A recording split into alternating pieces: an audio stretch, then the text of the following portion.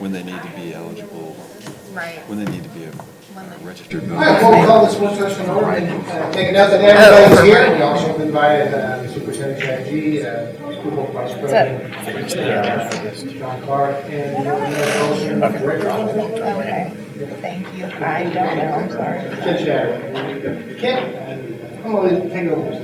Okay, thank you very much. I really appreciate the opportunity to be here tonight and have a chance to meet with the mayor and George and the chief a couple of weeks ago and give them a little preview of this discussion. And so I really, really appreciate the opportunity to be here with you tonight. And I'm really meeting in both of my capacities as Mayor of Burleson and as the president of Wednesday Place to talk about some policies that we've been working on for a little over 2 years now. In a more broad sense, we've been working on these policies at Wednesday Place since 2012, when we started programming in the area of domestic violence, and in the city of Burleson, really in the last couple of years, we started working on these ordinances. And I have to say also, we appreciate very much at Wednesday Place the partnership we have, both with the city of Kennedale and with the Kennedale Independent School District. This is one of our best communities to work with. We're doing some really great things, both in the schools and through our Campus Crime Stoppers program and our Match No Violence program, and then the police department has been a partner with us in the Family Justice Center since the inception of that program in 2012. So we very much appreciate the the partnership. Absolutely. So we recently presented a number of we had our annual awards program at Wednesday Place for our Tarrant County Crime Stoppers program, and Officer Charlie was chosen as our police officer of the year. So we have a community partnership officer in every single city in Tarrant County, and our board decided that Officer Starling was kind of head and shoulders above everybody else this year.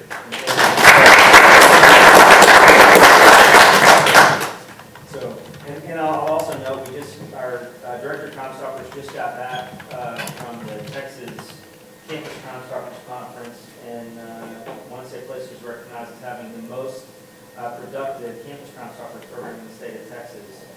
Houston is, everybody thinks of as the sort of most vibrant program, but we've actually been more productive than that, not even on a per capita basis, just on a pure production basis. And so, Charlotte was part of that. So anyway, we're excited about that work. So I'm going to kind of dive right in. I'm going to talk about two ordinances. One is an ordinance to protect child witnesses, children who witness domestic violence, and another is really about looking at how we serve victims of strangulation differently. And we're excited about the results that we've seen with both of these ordinances. And when we passed them, kind of not back to back immediately, but pretty close to one another, we had, right off the bat, because there was a fair amount of press, but we got interest from other communities in passing similar ordinances, and we actually asked communities to hold off, because in both these instances, there's not another city in America that has done either one of these things. So we wanted to make sure we kind of had it right and have an opportunity to fix any bugs that we might learn about with some experience. And so we have enough experience now that we're confident sort of that both of the ordinances are in a place where we can sort of offer them as templates and model ordinances. And I wanted to come to Kennedale first in deference to Mayor Johnson, because Mayor Johnson has been a great partner with us at Wednesday Place just individually. He has we started doing Camp Hope, Texas about 6 years ago. I just put out a call on social media for volunteers. He was the first person that said, yeah, I'll come be a camp counselor for a week. And those first 2 years were rough because we slept in cabins with no air conditioning in August. So I figured Mayor Johnson deserves the first crack at what we think is a really innovative policy, particularly around protecting child witnesses. The same kids that Brian's been working with for the last 6 years. So I wanted to come to Kennedale first, both because of y'all's strong partnership and because Brian have been such a good friends in one safe place. So I'm going to kind of dig right in, and we'll go through the presentation. In the first slide you see there says child witness ordinance, and this is really basic information. So here are the components of our ordinance. We have essentially made it illegal to commit what we call unjustified violence, which is a phrase and definition that's commonly used in the penal code. But we made it illegal to commit unjustified violence in the presence of your child. That's a child that is your relation, your child, a foster child, a stepchild, or a child that lives in the same home with you. And by the way, I did bring enough of the booklets that anybody that's here in attendance can have one. And another thing that there's and by the way, Texas does not have a law that does this. There are 19 other states that have a law that recognizes the harm that committing violence from your child does. They do it a little differently. And as an ordinance, we have to create an ordinance that is a standalone ordinance. In state law, when they address this, they most typically have done it as an aggravating offense. So it's kind of like strangulation is, that if you commit domestic violence, that can be a misdemeanor or felony and domestic violence assault. But if you do it in front of your child, it becomes an automatic felony or state jail felony. That's how most states address it. We actually tried to get a law passed that does that in the state of Texas this last session. It's another reason we decided to wait to go to cities to see if we could just get a state law. We weren't successful yet. We're going to keep trying. But that's a better way to do it. It's a simple way to do it. Obviously, we can't pass an ordinance that is an aggregating circumstance for a state law or a state offense. So we have to do it as a standalone offense. And unfortunately, we have to do it as a misdemeanor because that's basically what we can do. I'm going to skip ahead just a little bit and talk about just the policy of why we think there needs to be a law.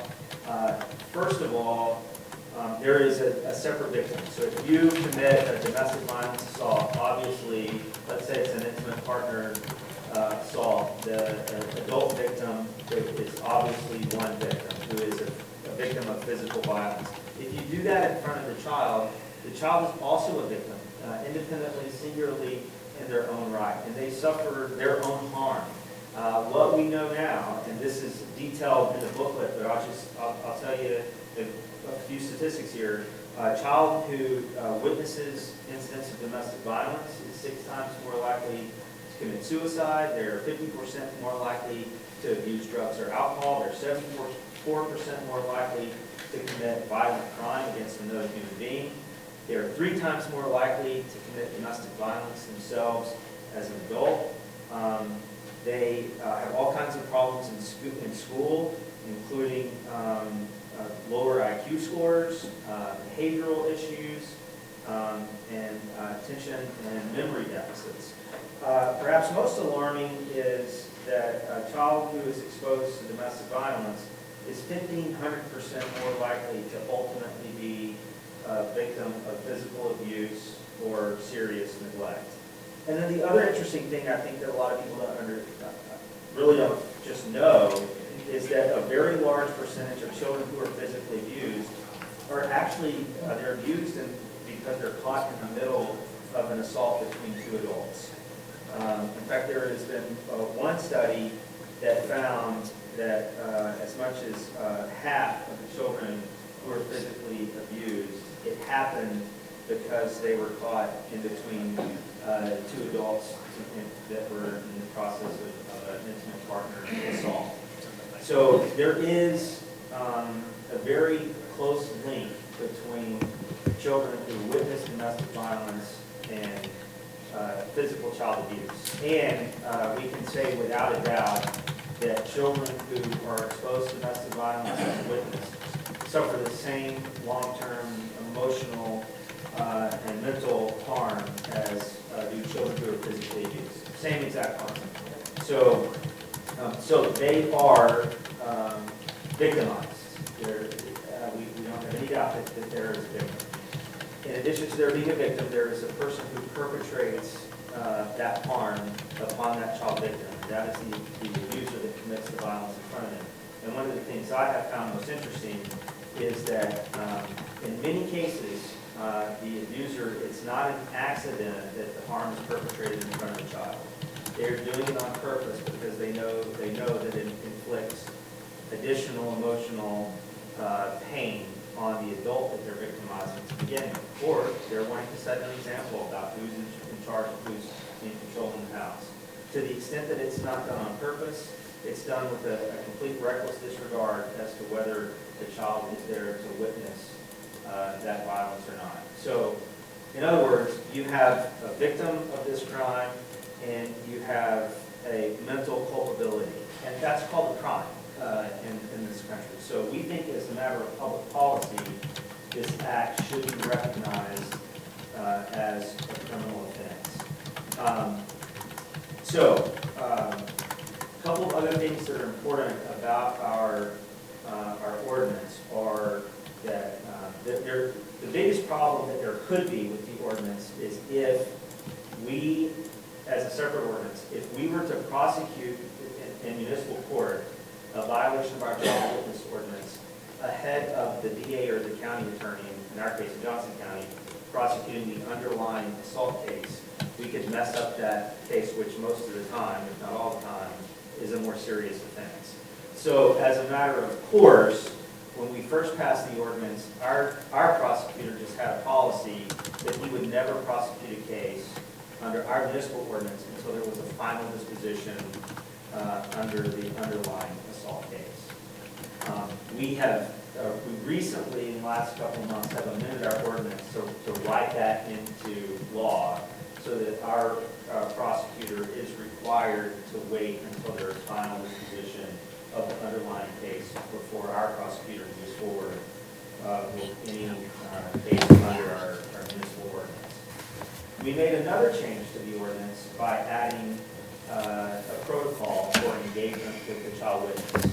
And we did this because after we passed our ordinance, we found some good research out of Boise State, a group of researchers at Boise State University. And there is not a lot of research on this, but this group of researchers looked at outcomes in cases where there was a child who witnessed an incident of domestic violence. And they looked at the outcomes for children, compared them when there was effective engagement by law enforcement on the scene and when there wasn't. And what they found is in cases where law enforcement effectively appropriately child witnesses on the scene, there were better outcomes for the child. And one of the things that's really surprising maybe is that there were better outcomes for the adult victim as well. And mainly what they found in that sense is that adult victims were more likely to call law enforcement if there was a future incident of violence if an officer had properly engaged the child on the scene where there was a child witness. In my opinion, based on what we've seen in engaging children in once they place, is that it just creates a greater bond of trust when a victim of domestic violence sees you recognizing the needs of their child. That's anecdotal. So what we did is we added to our ordinance a requirement that our police chief creates a protocol for how officers are to engage child witnesses on the scene when there's a domestic violence incident and a child is a witness. And what we wanted to do is give our chief the leeway to respond to better practices as they're developed in the future. But we leaned on the work that's been done. It was done in partnership with the International Association of Chiefs of Police and the Yale Child Study Center. They developed a great protocol for how you properly engage children. It's evidence-based, and it incorporates everything that we have learned through practice that we think should happen on a scene where a child has been traumatized. So it starts with just, first of all, you got to note that the child was present on the scene, and the officer is able to use their discretion when they think it's safe. They engage the child at their eye level, acknowledge what has happened in language that's appropriate to the child, and then talking about how they're doing, are they okay, and things like that. And then engage the appropriate advice about things to look for, and resources that the child that can be utilized to help the child in the future. So, and we, in fact, that work has just been done. Our protocol has been developed, and I went to the first or second training that they offered to our officers, and I'm very pleased with the protocols that are put in place in the training that's being provided. So, so what I think that we have to offer now are a couple of different options for cities. One is you could take the Burleson route, which is, create the offense, and then and do the protocol. Or you could say, we're not really comfortable with the offense, and that seems kind of cumbersome, and it's really better done at the state level. We just want to adopt the protocol because we recognize, we can better serve children by engaging them on the scene. And I'm happy to find partner cities that will do either. In fact, I love the idea that there will be some cities perhaps that do the Burleson model, and some cities that they go another route and just adopt the protocol, and then we can compare notes. And then maybe we have options that we can take to the state legislature, got a couple of different routes they could go and state level. And the other thing that I'll point out, and if you want to turn to the next page, you can see the results that we have, that we've seen. So, so you can see 2018 is the first year we've had the ordinance in effect for the full year. There were, actually it's part of 17. So there are no prior years because we didn't even count, we didn't keep track of offenses where there were children present because we didn't have a protocol where we were even reporting that necessarily in the police report. So, but so far, you can see that 14, 64, 71 offenses year to year. And then so far this year, just after a little more than a month, we had 14 offenses. So in the entire time we've had the offense on the books, we've had reported 163 offenses. And most importantly is we have identified 298 children in the city of Burleson that have witnessed violence. So all the harm I described before, that is what is predicted. Those are predictive outcomes, but they're not determinative. We now know, too, there are really good interventions for children who witness violence, and none of those bad outcomes have to happen. So the trick for us now, where we've kind of turned our attention, and by the way, so that 298 kids, if you go 2016, the number is 0. We identified 0 children that had been exposed to violence. Imagine going on a scene where there's child abuse and walking away without doing anything about it. I mean, that's essentially what we've been doing, all of us, for all of human history, with these kids who are suffering this terrible harm. So what we're doing now is we have just started a task force that includes the Burleson Police Department, the school district, and One Safe Place. And we're kind of developing our game plan now.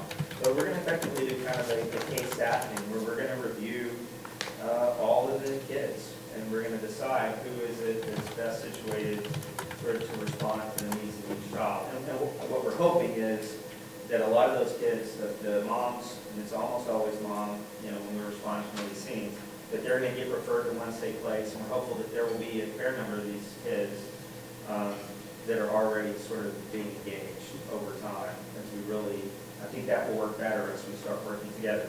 San Antonio does something that we're not doing yet in the city of Burleson. I just learned recently, but they have a protocol whereby within 24 hours of an incident where a child has witnessed domestic violence or suffered other types of trauma, they are notifying the school district, which I think is a great policy. And I'm hoping that is one of the outcomes of our task force that's working together. Because I know I have a younger cousin who's an assistant principal in the school district. And when I told him about the ordinance when we first passed it, he said, "Wow, so could I get a name of those kids?" And I said, "Yeah, theoretically you could." I said, "Why would you want that?" He said, "Well, I got a lot of kids that are presenting as discipline problems who are suffering in their academically, and this is probably why for a lot of them." I think you're exactly right. So that's kind of where we're going in the next step. Because I think if you do all this work and you only see it as an offense that you're going to prosecute, you shouldn't do it. You should really be working towards building a system on the back end where you're trying to address the needs of these kids. And by the way, you're making your job easier in the future because these kids are all at risk, not only to do harm to themselves, but actually to do harm to others in the future. So this is really good kind of broad-based prevention work. So that's that on the child witness ordinance. So on the number of offenses, what is the percentage of events that the person is actually charged with? So those are the times that someone's been, I think that's the number that they've been charged. The next question is how many of those are we successfully prosecuting? And that number is really low. So for one reason, and I'm going to tell you, you should expect that that number is ultimately going to be low, right? Absolutely. For a couple of different reasons. One is this is kind of clumsy the way we're doing it, having it be a separate offense. So it takes a high level of commitment of the adult victim to decide to participate not only in the prosecution of an assault case against them, where they're the victims, but then a separate case that's going through a separate proceeding, right? And there are all kinds of reasons where that may be a very difficult thing for them to do. And I'll tell you, our main motivation is not the ultimate prosecution. I mean, we're going to do that. Our prosecutor is being diligent about seeing as many of these cases through to a successful prosecution as he possibly can. But that's sort of not the end goal. It's not the outcome that we're looking at for success. But so we are getting lots of charges. But then a lot of these are cases that are still shelved, that they're waiting on some final decision. Exactly. And sometimes that takes a little bit longer than you think. But yeah, that's a really good question.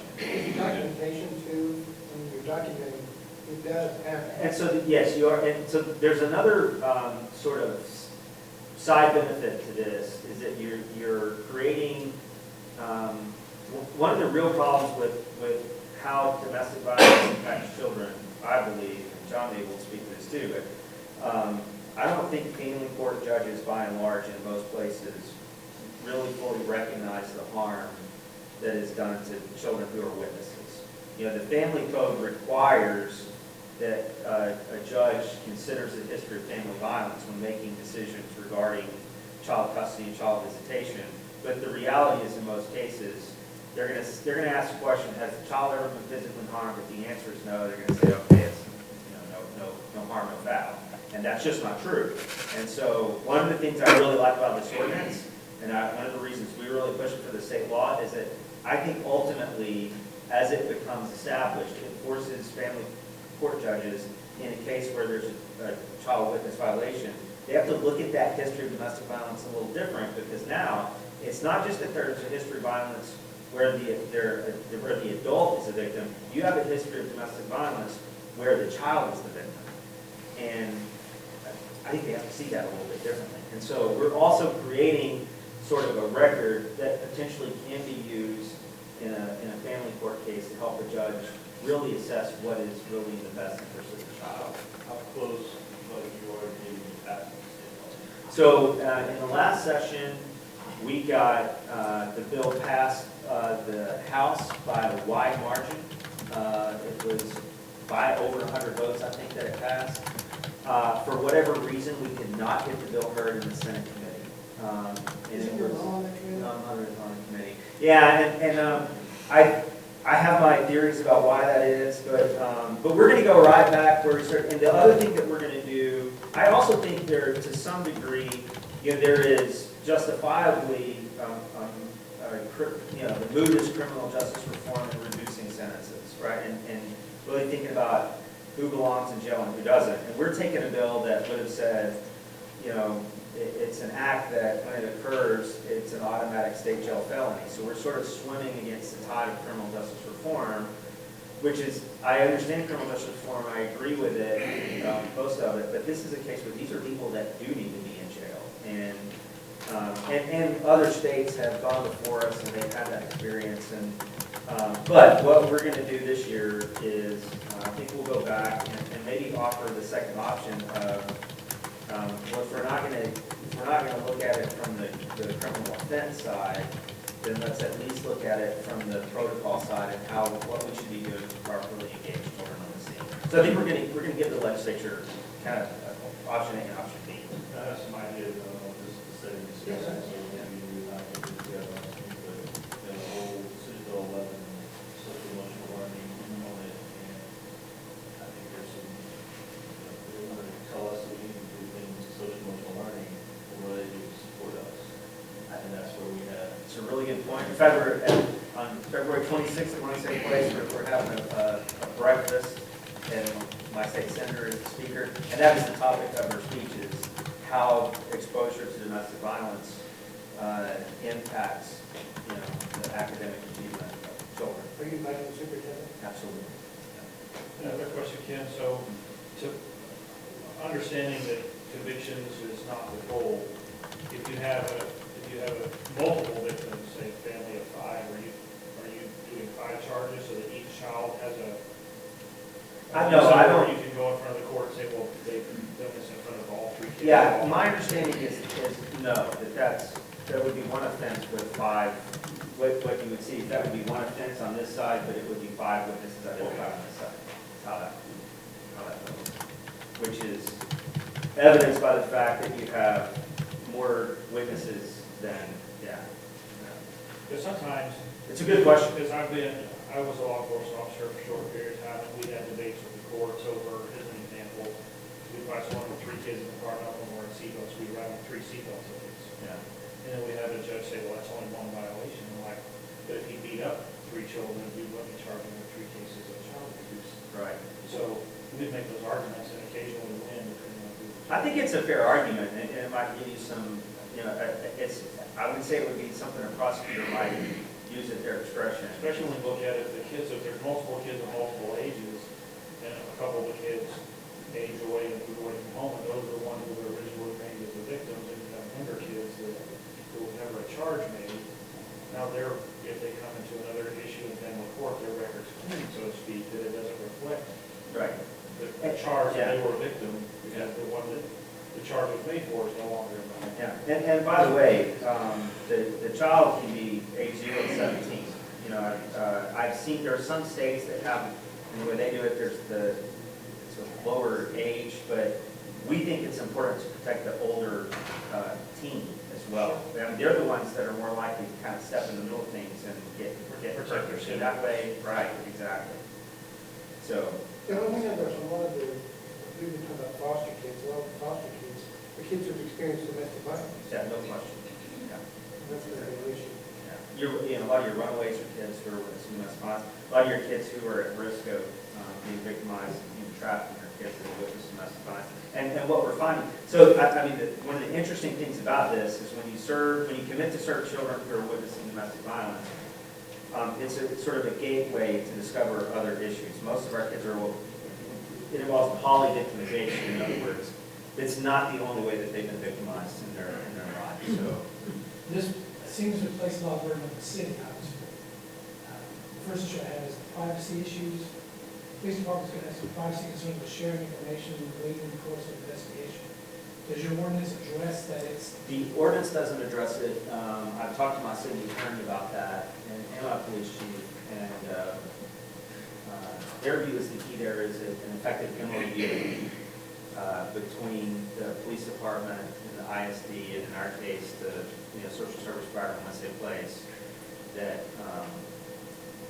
defines how the information is going to be used for what purposes and in what limited capacity, and that allows for the sharing of that. And your attorney is the same as our attorney's not.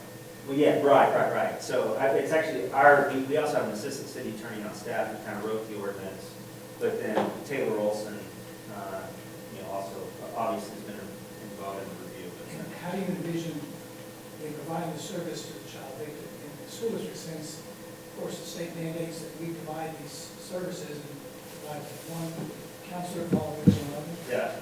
And so there's one out resource there. So how do you envision, if you hear that partnership between the city and the school district, how do we coordinate the counseling service that this child needs to help them address the problem? Right. So first of all, not every child needs intensive help.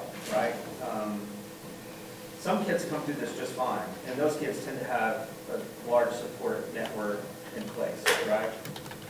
And so what I'm hoping, and I'm trying to say a little bit arm's length from it in Burleson, to keep everybody from getting uncomfortable, but what I envision is that these three groups are going to get together, and then best decide for our community. And I think it would sort of best decide for each community sort of how that works. And I think, so, and by the way, so it's it's 298 kids here on the list. That's a lot of kids. First of all, they're not all with one school district in our instance. And also understand that's over now, a fairly significant period of time. So I would say what would be really great is if you have a group that meets, that has a record, maybe it's the victims assistance coordinator or community resource officer or whoever it is that you decide is going to represent the police department, and someone that represents the counseling group for the school district, or whoever else you decide. And then if you have a partnership with someone like One Safe Place that can coordinate on the social service agency side, you sort of go through child by child.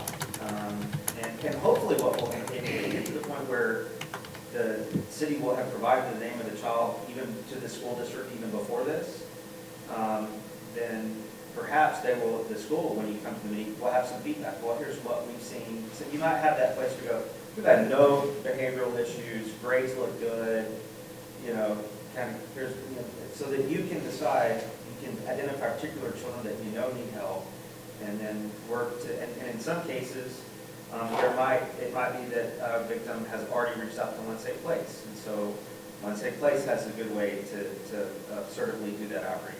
In certain cases, it'll be the victim assistance coordinator from the police department would reach back out. In some cases, it might be that a community resource officer kind of goes back and touches on the situation with the family. I really think but I think it's up to every community to decide how they want to. I guess that my parlay off that Burleson has police protocols for engaging on the scene with children. Right. Beyond that, what protocols do you have? And so that's what. And one of the things that I try to do is like reach out to our local churches who have the abilities there to offer some of these support services that we're talking about. But we can't necessarily, as a school institute, refer them to churches. Right. So that they are more than willing to help in a lot of these situations. And I think that is something that we can do. I absolutely, and I think that will be a next step for Burleson, because our police department developed a group called Ministers.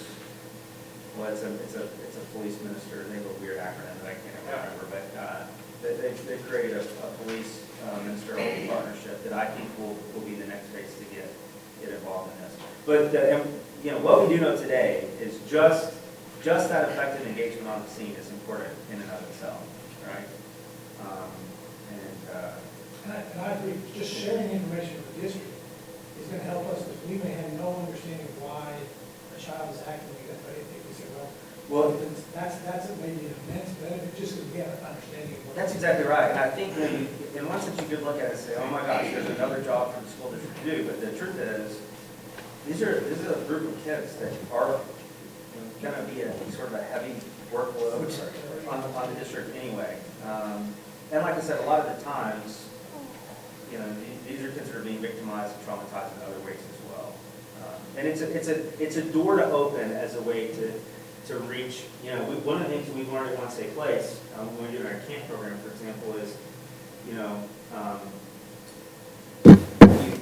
have an open door because they come to you in this context, and what you find is you learn a lot of other things as well because that door is open, and you build a little bit of It's trust. still voluntary, you still got to have the victim parent, for example, supporting the disclosure, and in my experience, You're victim parents yeah. don't want to do anything. And you're going to have some situations certainly where just doors are closed, and that becomes more difficult. But others are not. You're not going to have 100% success rate. But part of this process, I think, ultimately, is doing a better job of educating the adult victim, the protective parent, about the harm that's befalling the child, right? We've had some success with that at One Safe Place. Is you start, You ask a question, do you have any minor children that witnessed the abuse? Yes, and well, let's talk about that, and, oh, they're fine. And then you start to say, okay, well, watch for these kinds of behaviors. Oh, I have seen that, Or they think that because the child's only 2 years old, it's not fine, they're gonna forget. And that seems kind of logical and rational, but it's not the case. And when you have an opportunity to explain to a parent that, that's not how it works, parents are very receptive to that. So, there is a fear of CPS, there is all that, that's real, but there is also a real desire for parents to get help for their kids once they understand the potential harm that's there. But you think the data sharing component does not require voluntariness with regard to I don't think it does. carry that to the extreme? Our school officials get notification of an involuntary child. They've now been notified as a required reporter. Do they have to turn around and make a report to CPS as a required reporter? No. Well, if you were, it would already have fallen on the police department. No, right, no. So, and listen, this is something we deal with thousands of times a year once they place. And no, just because a child has witnessed an incident of domestic violence, that does not trigger an automatic report to CPS. It can rise to that, but that it's a little bit subjective, to be honest with you.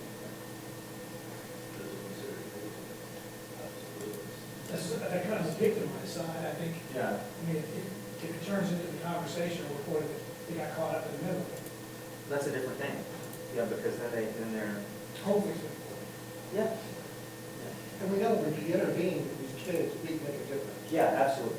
You can tend to kids. Yes. Yeah. I do. That's where I They want took to have every a year. conversation regarding that, because Senate Bill 11, and the whole thing with social emotional learning, how are we supposed to know? Our agency, our staff is, how are we supposed to understand social emotional needs of students? If we don't know what's. And maybe part of this is, and the answer is Senate Bill 11, that you're, the expansion of it, probably. Yeah. I feel sorry for the police department, more things on your end. Yeah, but we give the chief some leeway in terms of the protocol. Absolutely. Yeah, and the good thing is, and it's not hard. I mean, there's some really good work out there to lean on. We left a lot of, first of all, we know with chiefs, you gotta give them that discretion. I can't tell my chief too closely what to do in the ordinance. You're not gonna like that, right? And we also want to lean on their experience and their knowledge and the work that's being done in the field and recognize that better practices may develop over time too. We don't want to write that in stone so that we miss the opportunity to improve on the practices. Are those lists of students in the Mansfield? Because are those lists of students also in the Mansfield? So there are no lists being exchanged right now. That's, Okay. yeah. But I don't know that we have any. Because the east side of 35 off of the Mansfield. Yes, but you have to get far enough out that it's not in the city limits for us. I don't think we have anything in the city limits that's in conventional class. So this is pretty much brand new stuff we'd be announcing before. Yeah, and I wouldn't, and what I would encourage, I think you can look real closely at what Burleson has done on the ordinance itself, and I think you can use as a guide kind of work we're doing around the task force, but I would encourage cities, communities to really kind of develop the follow-up that really works, a model that works really well for them, because I think that probably looks a little different in our community. I think the key is documentation, which we did on the, are your officers in your city especially certified for miles?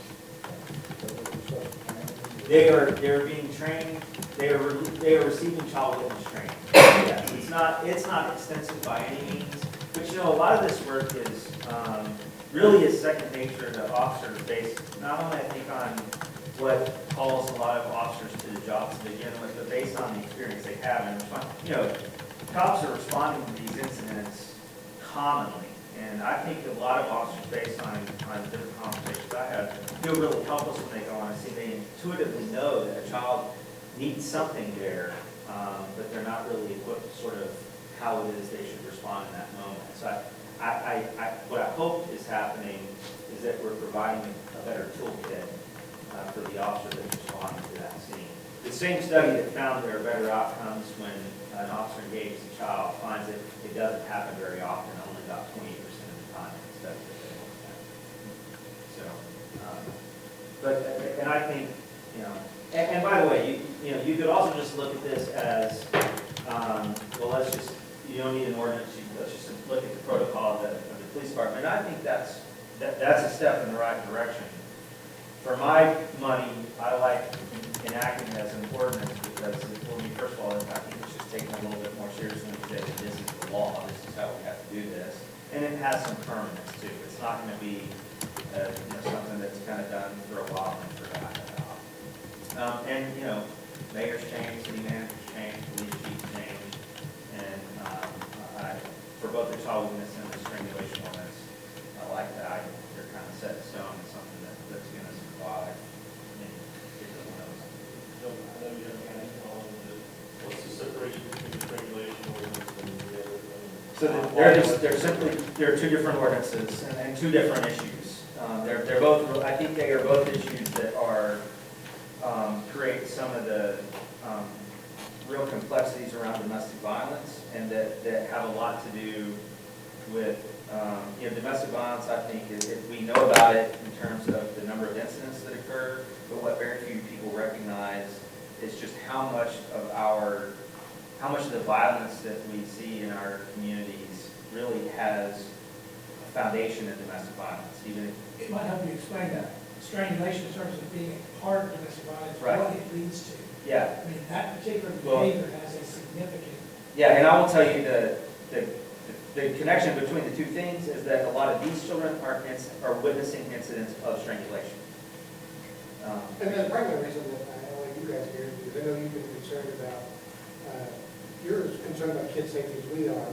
This is a chance for us to partner up somehow and start working on protecting these kids, because we know that if we can intervene, we can change their lives Yes. early on. I concur 100%. I mean, we just don't simply know Right. what to do. That's where I think we really need to push the state. Well, and I will resources or availability. And I'll volunteer at One Safe Place as a partner agency as well. And if we do nothing else but say, let's get as many of the kids that we identify into our Camp Hope program as possible, that's a great connection. And we're really working hard on expanding our capacity. And by the way, that's not just a week camp. We're going to take them to camp, and then we've got a year-round pathways program as well. And what we're finding is we're getting a lot of parents. It's easier to get a parent engaged in services when their child is involved in Camp Hope too. All right. Well, I know you all are limited on time, so if you're ready, I'll move on to the strangulation ordinance. It's page 4 in your. I don't get sure it's that page numbers, but it's first one that says strangulation protocol ordinance. So the state, unlike the child witness situation, the state of Texas already has a great strangulation statute. It's one of the best in the country. It's an aggravating offense already. If you commit a family violence assault and in the process of doing that you impede the breath of your victim, then that's an automatic state jail felony already. So like I said, Texas has a good statute. So this is more aimed at what we are doing sort of procedurally and as a matter of protocol and how we respond on the scene. So we have first created a multidisciplinary team that involves not only law enforcement, but medical professionals as well, and social service providers. And they're responsible for kind of reviewing education practices, the checklist that officers utilize on the scene and things like that. The most significant thing that our ordinance does is it creates a mandatory emergency medical response on the scene anytime there's an incident that involves strangulation. And here's why. Well, first of all, let's just talk about strangulation. I think people think of it, first of all, people think if you've been strangled, you're dead. That's not near-death strangulation is very common. The most recent study I've seen indicated that 10% of women, all women, 10% of all women at some time in their life have been strangled by an intimate partner. It's 1 in 10 women. At One Safe Place, since we have opened, since our doors have been opened in 2012, we have had more than 3,000 women walk through our doors and tell us that they've been strangled by an intimate partner. And frankly, it was about 3 years into that work that we really understood the significance of that and changed how we serve those victims. By the way, it's about 57% of our clients at One Safe Place that tell us that they have been strangled. Another study that I've seen recently indicates that 68% of all victims of intimate partner violence have at some point been strangled by their intimate partner. So strangulation is very common. And once it happens, there are some things that you know.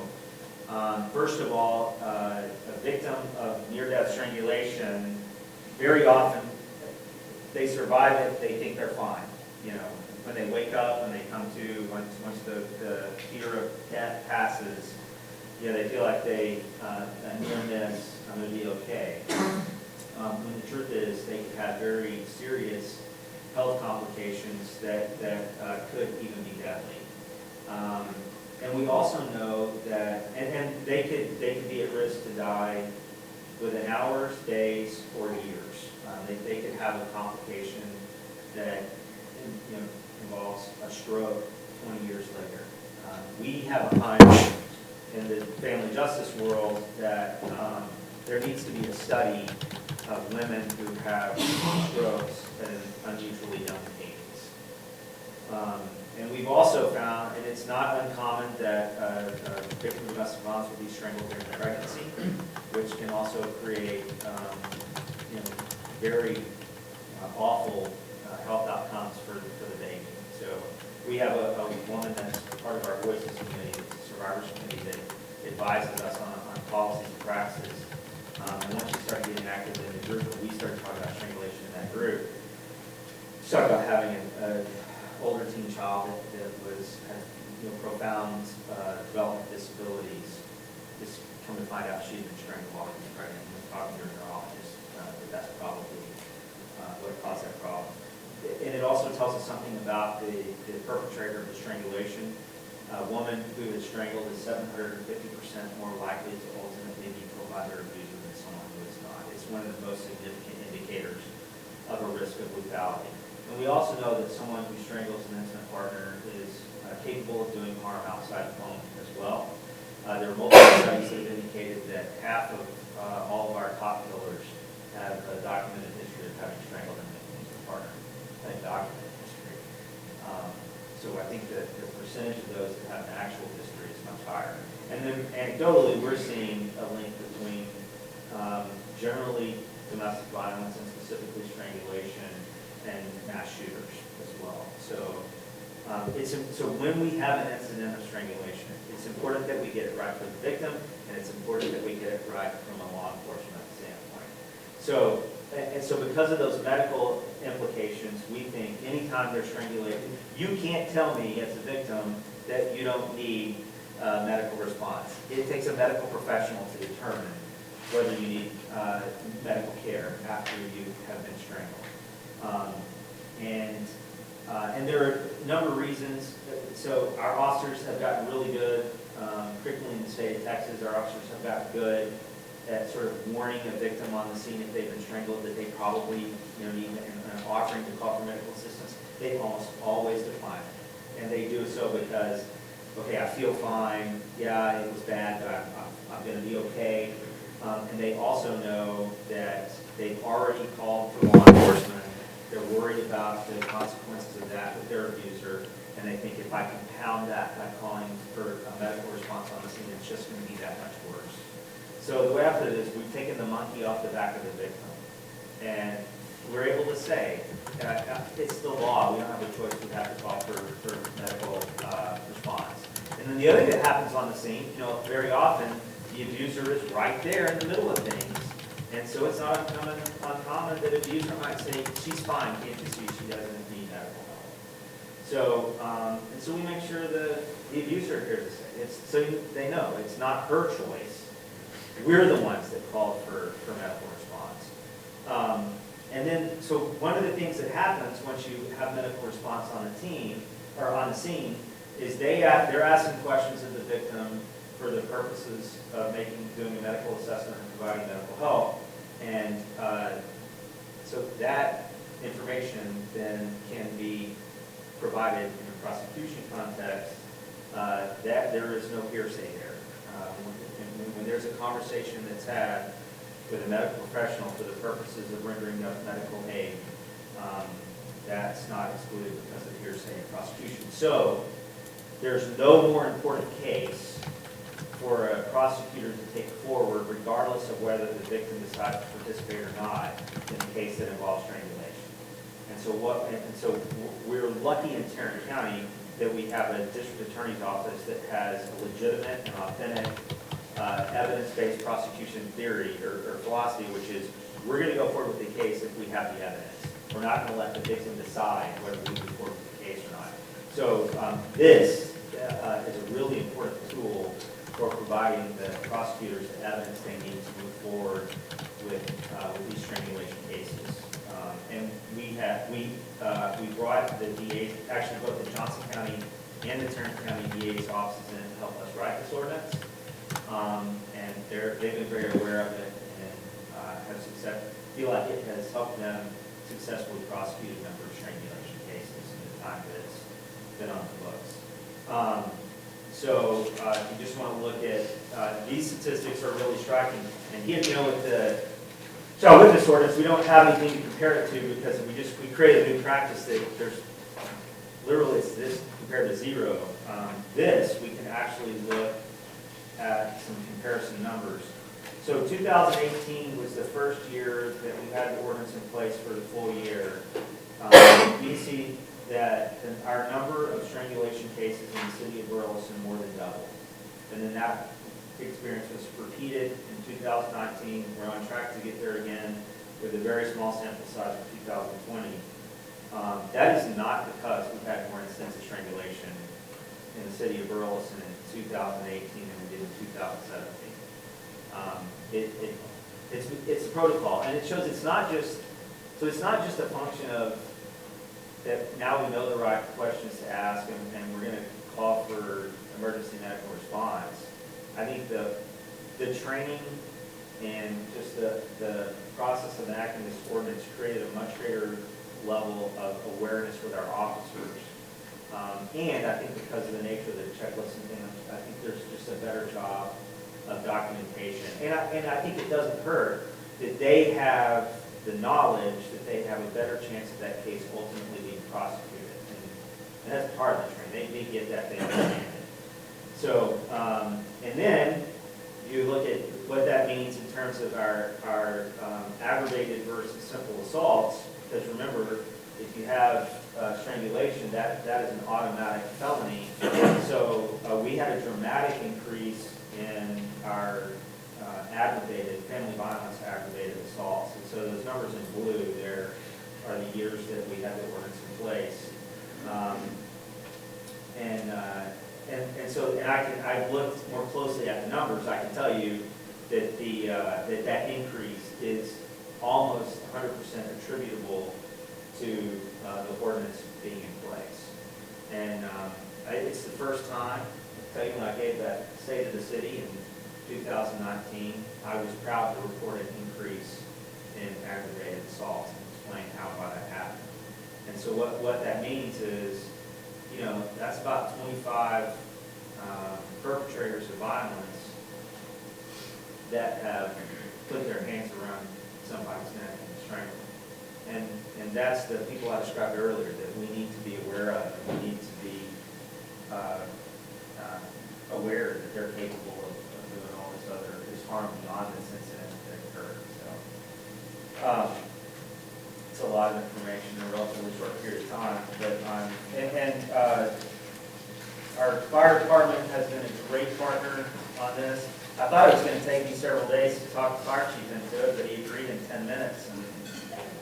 And we had a nice rest of our drive to Austin, where I happened to be captive. But we're proud of this work, and I really have to say we could have enacted the ordinance if our law enforcement, and in the case of the strangulation ordinance, the PD and the FD, if they didn't approach it with the sort of right pen and right spirit, it would have gone nowhere, But they've been 100% behind it. I'm really, really proud of the degree to which, by every indication they see this as, good tools and tools that are helping them more effectively do their job. I'm sure there's some things about it that are unknown. I'm sure having a couple extra trainings isn't their favorite thing, but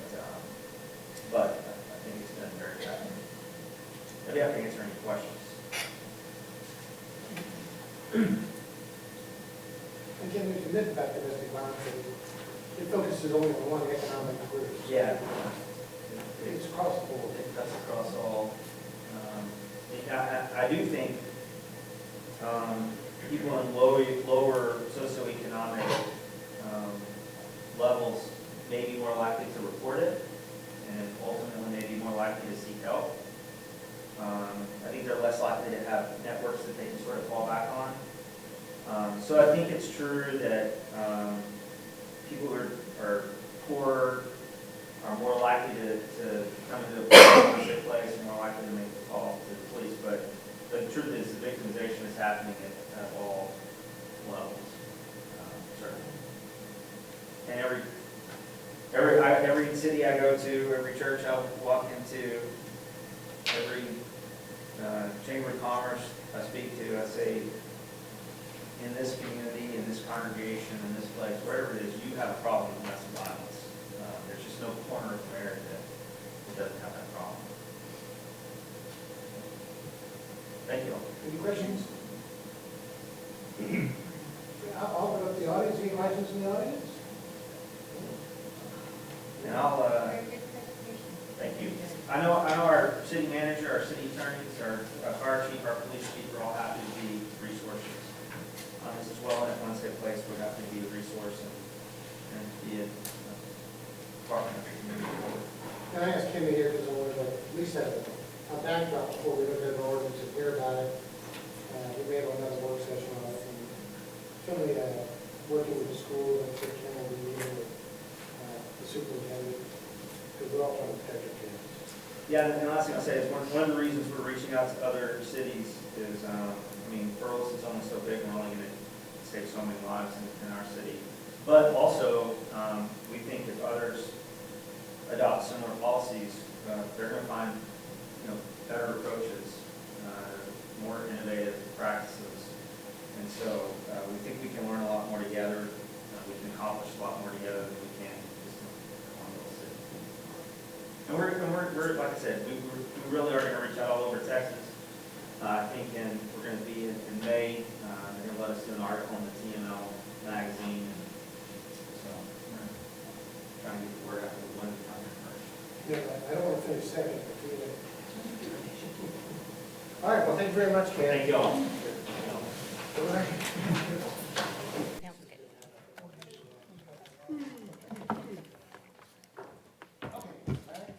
Yes. So in case you're wondering out there, we're skipping the 8-liners. We're still waiting on getting a lot of information about 8-liners. So we'll bring back the 8-liners ordinance or a discussion of that next month. Mayor, members of City Council, staff is presenting the Community Development Block Grant Program Year 2020 project. Will be the 3rd Street Waterline Improvement. Larry, is your mic on? It is on. Okay. Maybe I need to pull it to me a little more. Is that better? Oh, there you go. Okay. All right. This project will encompass the 400 through 600 blocks of 3rd Street. It will replace, actually, we will abandon in place about 1,300 linear feet of existing 12-inch asbestos cement water line, and also remove about 1,300 linear feet of 2-inch galvanized steel line, and replace both of these with a 12-inch PVC line with all the valves, fittings, and service lines and meters for that distance. So when you say abandon, you don't dig it up because of the asbestos? Correct. On, I guess, page 3, you'll see an aerial of the project limits from Corey Edwards to North Road. You'll see Town Center at the other end. You'll see a little green emblem for a railroad park. The thought is we get this water line repaired. I've already asked the city of Arlington to look into the sewer line and give me a grade assessment of the sewer line. And then maybe in 2 years, we can look at this and rebuild this road to a city complete streets design with sidewalks, curb and gutter, and paving, and connect the proposed railroad park area to the town center development sometime in the future with the next CDBG, which is every 2 years for us. Again, this is the census tract provided to us by the HUD, Housing and Urban Development. The yellow dotted line is our 4 tracks that meet the low to moderate income requirement. So another reason to fill out the census. Correct. Again, the next page shows the 2 water lines we propose to take out of the system and add a new 12-inch PVC line. Oop, I went the wrong way. So in doing so, you're gonna dig up the entire street? No, actually, we'll abandon the 12-inch on one side and we'll abandon the 12-inch asbestos cement line. And on the other side, where the 2-inch galvanized is, we will dig that up and put the 12-inch on that side. So we won't disturb that asbestos cement at all, other than to abandon it. So there won't be an improvement to that street at all?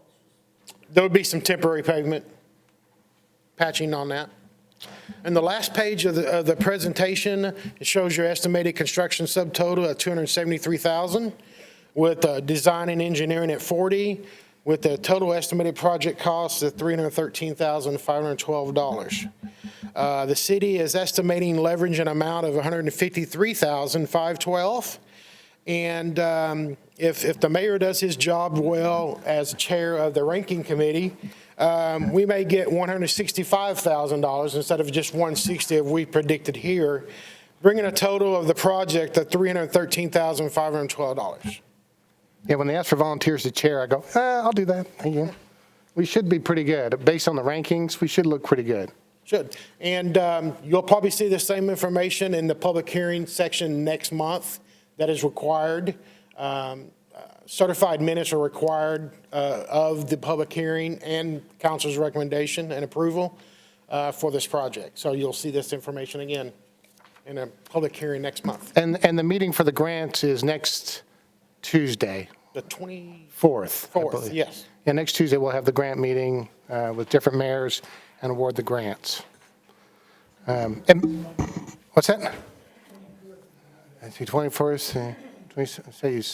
No, 21st is, yeah, that's right. Maybe it's the 25th. It's on my calendar. I know it's on there somewhere. I'll be there, trust me. I won't. It's later this month. Yeah, it's later this month. I'll be there. They're serving lunch. Larry, I think we all know that street is bad. Can you just briefly tell us what pushed this? There have been Top of numerous the list. repairs to both of those lines. The EPA has an initiative for the cities to remove as much asbestos cement line as possible. We have that program, and it just seemed like an adequate project to do so.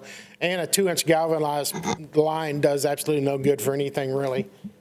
So. And there are restrictions on where you can apply this grant money, right? It has to be considered. It has to be within those census tract areas that meet the low to moderate income fund service level. And if you're wondering how they make the decision, there's several reasons. They look at whether the city has been successful in following up every year. That gets you points. Whether you've had representation at the Mayor's Council, and I know that some of you have filled in for me when I was at Camp Hope. I appreciate that. And then they also look at how much you're willing to chip in as well. Yes. And all those things playing a part. And if it's a water sewer thing, that's usually the top of the priority list. That is correct. So, any questions for Larry? I do. On page 2 of the project proposal, where it talks about the land use information, it shows there's a little over an acre that's F1 commercial, and I'm not seeing it on the map. I'm probably just overlooking it. Can you tell me where that's at? Do we have an F1 commercial? It says F1 commercial here. a little Yeah, we only over have C acre. commercial. That's interesting. And I was just wondering where that was. Let me see if I can find that. You see what I'm talking Since about? it's not a zoning F1, board. little over an acre. Well, I don't see it on Okay. this map of the proposal. We'll find, But there's one that is not labeled, and I suspect that could be it. But I can certainly research that with the engineers. They developed this map. Okay, thank you. Any other questions? Okay, thanks, Larry. we're going to convene into executive session pursuant to Government Code 551.071, 551.072, 551.087, as posted on the agenda for this meeting. Hopefully, it'll be a short executive session.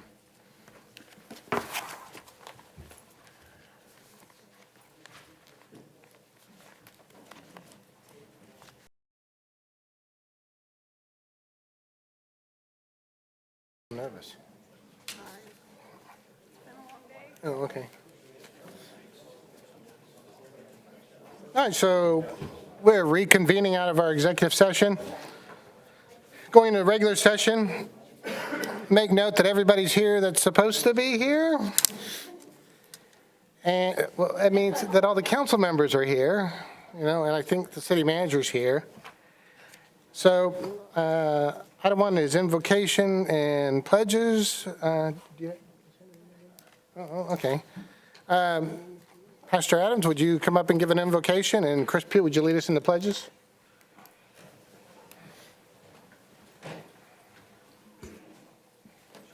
Father, we thank you for this day and for the privilege of being able to serve you. We thank you for our council. Father, we pray to give them wisdom as they seek to execute your justice, especially, Lord, for the care of those who are the least of these.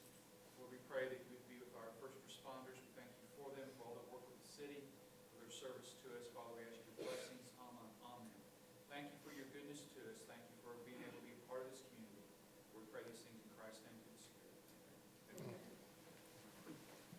I pledge allegiance to the flag of the United States of America and to the republic for which it stands, one nation, under God, indivisible, with liberty and justice for all. Honor the Texas flag. I pledge allegiance to thee, Texas, one state, under God, one and indivisible.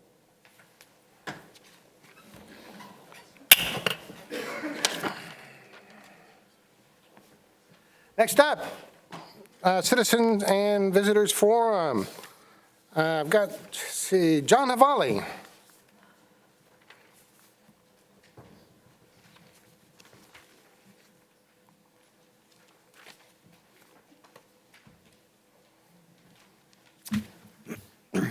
You always pick me first. Do you want to go last? No, that's fine. Okay. If you give me 2 more minutes. My clock's not working today, so. Oh, nothing's working here? Yeah, no, that's working. That's not working. You might need to turn it on. Push. Yeah. There we go. You're good? Johnny Valley, 418 Cocoa Valley Drive, Kennedale, Texas. I wanted to, with the few citizens here, just bring some observations here that hopefully, I know it goes for 1 year and out the other for everyone that is listening. But anyway, here's a couple of issues. Citizens of Kennedale, first citizen being our mayor, in our neighborhoods, here's what some of the issues that need to be looked at and addressed. The employees of our city managers, to the one that runs our permits and all that, you all don't live in this city. The first citizen lives in the city. I live in the city, and the citizens live in the city. So with that putting up front, I'm going to go forward. In our neighborhoods that are impacted and affected by these groups that are coming in to whatever they want to develop, developers, where I live, and the whole line of the houses bordering, actually the fence belongs to Coker property and my property. There's a fence running through. And I believe there was, we had a meeting some time back arranged by Melissa. They came and they gave us a presentation. But the only way I came across that meeting was a good friend of mine sent me a notice from the Fort Worth Star-Telegram. You might as well put it in the Dallas Morning News. I need something here in the city of Kennedale to inform. Neighbors were not informed. I was not informed. So if a neighborhood, a group of neighbors are being affected, impacted by a given developer, the city, the administration can inform us, and I hold you city council members accountable too. Give us a hearing, and then you ask us to cooperate with you. How can we cooperate with you when I don't know what's happening? When my citizens don't know what's happening.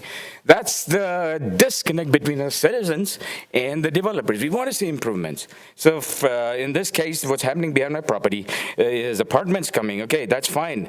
You didn't want 10 houses to come, good, 10 families, but now you put 100 people, 100 families stacked up in 100 apartments. But here's the other point. If you don't have any retail markets here, why should a city of Kennedale citizen spend their money in the city of Kennedale? Think about it. So even you city council members, please don't do tunnel visions. And everybody that's on these other boards, P&Z, etc., stop playing the tunnel vision games and going by self-interest groups that only want their desires to be fulfilled. You need to consider, all of you live in the city of Kennedale, consider all this in this big equation, not this narrow-minded equation. I don't know if it was an accident by Melissa or not. John, you're at your 3 minutes. It's up? Yeah, you got to stop. But I'll call you back. It's all right.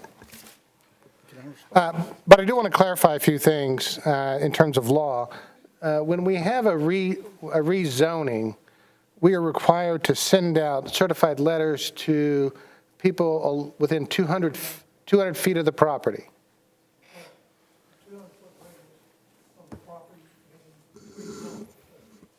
I'm sorry, 200 feet of the property that's being rezoned as part of the zoning requirement, yes. So with this case, did we send out the letters? On the Coker property? Yeah. Yeah, let me, can I ask Melissa to answer that, but There were 2 zoning cases on that property, one for the front part that's commercial and one for the back part. And notices were sent out for each of those zoning cases to everyone within 200 foot of the edge of the boundary for those 2. Okay, so John, you said you live on the boundary? Here's the question I'm going to ask real quick. 200 feet from what point of that whole border of 7 acres or 11 acres is being affected? There's about 10 houses running on that road. How do you come up with your 200 feet? So the radius is determined from the edge of the property. From the edge of the property line, 200 feet The line out. around the edge of the zoning case, the entire property, not just the center, but the actual outside edge. And I think what he's probably referencing as well, we don't do this for every zoning case, but for this particular case, we held a meeting of the Steeplechase neighborhood. And so we sent out, I think it was around 250 notices in the mail to residents to come to a meeting here where we invited the developers to come and talk to the residents. How many residents showed up? I've slept since then, but I want to say it was 30 to 40. I think Mr. Havali was at that meeting. And I also mentioned that I knocked door to door, every door in that neighborhood, and talked to homeowners about that. So. And I also want to clarify, we do have a problem, John, is that no one, the Star-Telegram is becoming much more difficult to get our advertisements out in because, one, they've now declared bankruptcy, and so it's difficult to get those notices out. Well, we do publish them, and that is our official newspaper, and they are published in that paper, and we're watching very closely to see that they're published. All right, next up, Sarah Johnson. You went second, Sarah. I'll try to keep it short. First of all, I want to thank the fire department. For 2 weeks ago, we had an emergency at our church, and despite the miscommunication with the call center, the fire department, as soon as they got it, they were there, and the guys, they're always professional. They're always take good care of us, and I have no problem with our fire department at all. I think we have one of the best. I think we need to work on the communication lines with whoever is doing it, because I shouldn't have to tell somebody 4 times the name of my church and the address when I'm talking calm and clear, and I have 8 witnesses around me saying I was calm and and I'm usually really good under pressure and stuff, so I gave them the clear information, and then they still miscommunicated to the fire department of actually why we called the ambulance. So, and I told them she was seriously hurt, and that she is a heart patient too, so it's critical that they came right away. And all they told them was she was having heart pains. That's all they told them. They didn't tell them that she'd fell and busted her face and she couldn't get up, temporary paralysis. We were worried about spinal cord injury. You know, with that, you have to, it's critical. You need to come right away. And the guys, they do, as soon as they got the call, they came. I have no qualms about that at all, about it's the communication system. We really need to look into that more and find out why. I had to tell them 4 times, and then they still asked me if it was a business or residence. Okay, but that's not what I was talking about. No, I was looking at here. Okay, anyway. Else. Pat and Linda Neal were not here tonight because they're both not feeling well, but they wanted to thank, on behalf of the Kennedale Senior Citizen Center, we want to thank the city council members who participated, and especially Chad. We couldn't have done it without Chad at all because we had a dilemma. It was going to cook all those potatoes. There was over 200 potatoes cooked, and he did a fantastic job. They were still hot, and I took mine home. And then I want to thank Thelma, of all people, because my brother died that week when I was asked to help with the fundraiser and get the community involved. So I had to leave for 9 days. Thelma just said, Thelma, it's yours. I'm sorry, but I have to go out of town. And she did that. She got more orders than I did. And she got all these businesses along Maxwell Highway. And we want to thank the businesses. And this is what my goal has all been along, is get the community back together, helping our seniors, helping each other, like we did when we were kids. And we need more people to help us, you know. We only had 4 people last night, and I had something planned, but more involvement, because me and Thelma can only do so much. We're only 2 people, and we need more help. And Chad, thank you. Those potatoes were the best potatoes my husband did. So we really thank you for that. So Sandra got me going on this to begin with. And I said, we need help for the seniors. And she looked at me, she goes, well, Sarah, get up for it. So I want to thank Sandra for all her help, and Jan for all the donations for the citizens. And we have more time, but we need help. All right, well, I did post it on my Facebook page last night, you're having a meeting. So post the meetings if you guys would on your pages. Thank you. Cheryl Wallingford?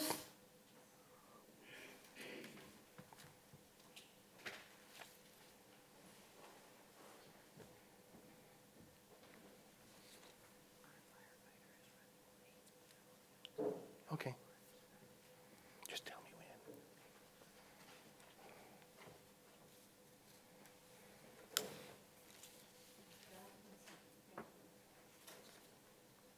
My name is Cheryl Wallingford. I live at 332 South Newhook Road. This coyote stick was made by a tenant to fight off the coyote at Kennedale Senior's Apartments. It was the first stick I was given. The second stick I was given after I survived a coyote attack in the last 30 days. They gave it to me to leave on my porch. In July 2015, at a city council meeting, city staff argued that this property was not good for homes with families and children due to the power lines, utility easement, and floodplain area. They argued that the property had been on the market for a long time, and the Kennedale Senior offer was the best to come along. City council member Liz Carrington argued that maybe this was not the ideal use for the land, but felt it was the best alternative under the circumstances. Kennedale News reported that there would be a 6 to 10 foot fence. Kennedale made money off the sale of the property, from the property taxes, and the utility revenue. Cambridge Industries received between $1 and $2 million from a government grant from the U.S. taxpayer. They built an inferior and unsafe property. No measures were taken to protect the tenants, the elderly and disabled tenants, their dogs, their families, their grandchildren from the packs of coyotes.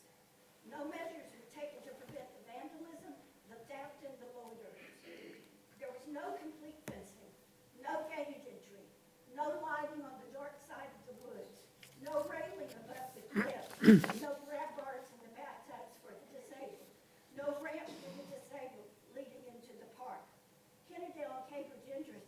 fail to provide public safety and for the needs of the elderly and the disabled tenants.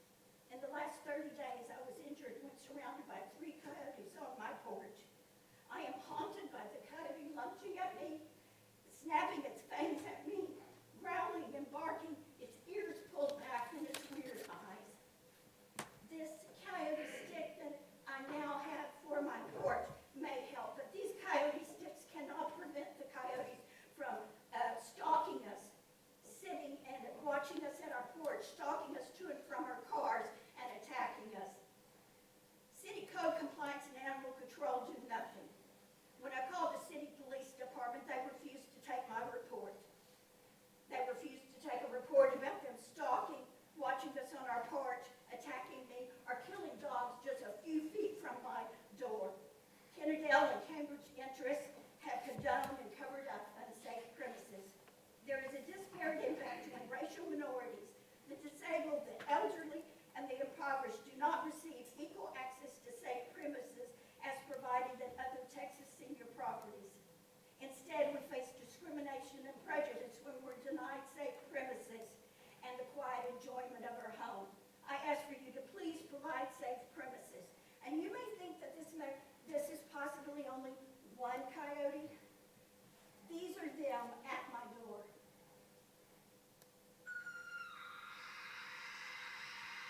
Now, this is one at first.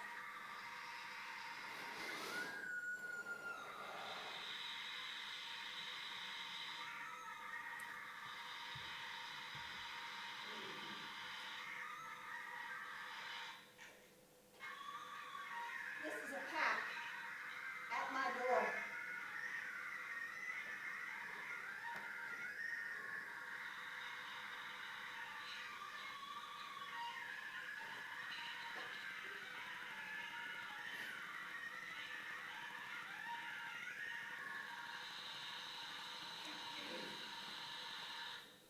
This is what I live with. I have to hear the gruesome sounds of coyotes killing dogs right outside my apartment. They come up on my porch, they come out of my bushes. Now I'm shaking because I'm having to remember from listening to this, but this is what I live with. They wake us up at night, they stalk us, they sit and watch us on our porch. I have been begging and begging. I have been telling police officers, I have been telling everybody that I can speak to. We should not be living like this. They receive millions of dollars to develop this property. It is dark on the woodside, completely dark.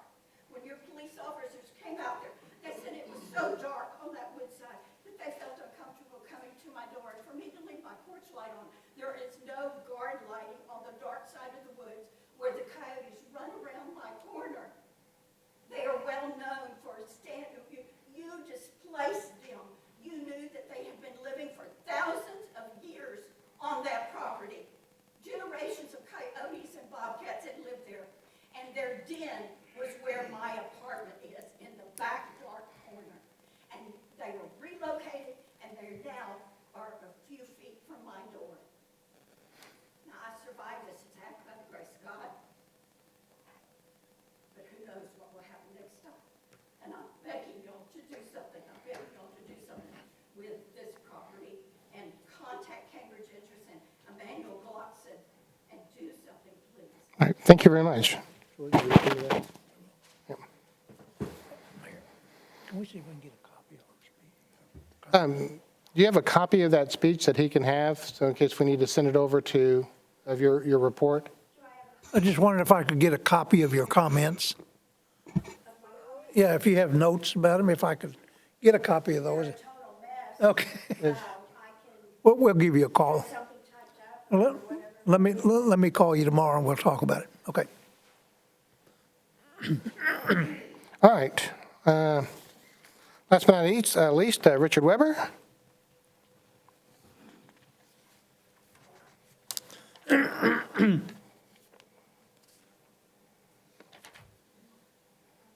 Weber, 2703 Prescott Court. 3 months ago, I was standing here asking for an investigation of something. So far, I've been very disappointed in the results. Today, I have another item that that I feel needs an investigation.